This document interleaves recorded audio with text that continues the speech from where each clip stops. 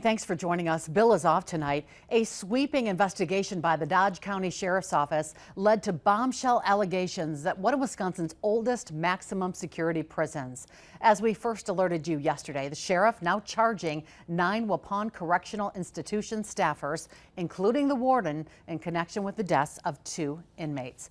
Brittany Schmidt kicking off our team coverage tonight with a closer look at why Green Bay Correctional Institution is also being discussed surrounding this case. Brittany. Cammie, Dodge County Sheriff Dale Schmidt says the failures documented at Waupun are not isolated to one facility. During his press conference on Wednesday, he also brought up problems at Green Bay Correctional Institution and renewed a call to shut down both prisons.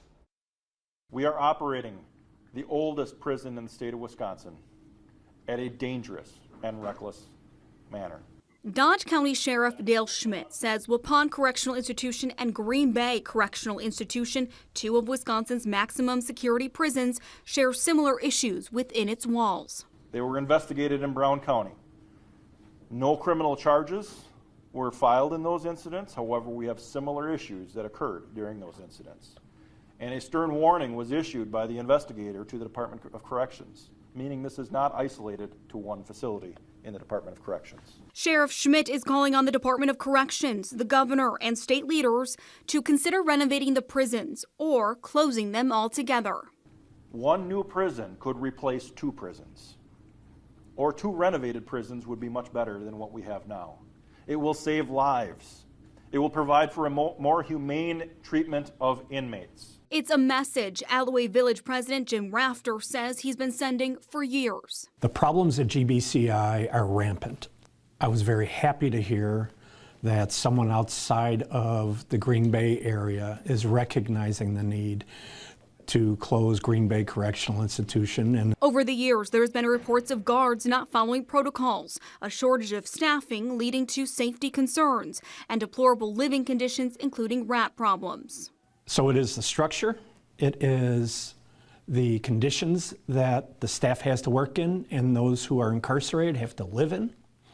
It's been the lockdown for the last almost year. Now I understand they're loosening those because staffing is getting better, and I'm very happy for that. But that's only a very small piece of the problem here at GBCI. Last November, the DOC announced it was lifting lockdown restrictions at GBCI. In February, the DOC increased access to showers for inmates. But according to a letter sent to Action 2 News in April from an inmate at GBCI, they described the deplorable conditions as being, quote, treated like wild animals. The inmate goes on to write, inmates are in cells roughly 167 hours a week. They're living in inhumane conditions.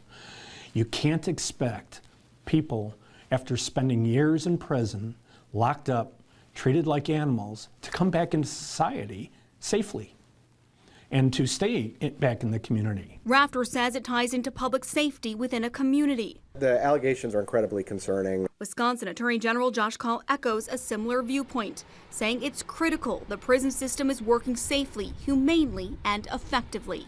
Nearly everybody who goes into our correction system will someday leave our correction system, go back into our communities, and making sure that we have programs and policies and processes in place that will keep people safe and hopefully help with, in some cases, recovery, with job training, with other things that can help folks succeed when they leave the system. All our communities are safer if we can accomplish that. Kaul, along with Rafter and Sheriff Schmidt, agree legislators and policymakers need to evaluate the system and take action. Governor Tony Evers has not responded to these renewed calls by many to close GBCI and WCI, but in the past he has opposed closing the institutions, saying the entire criminal justice system needs to be reformed. Cammie.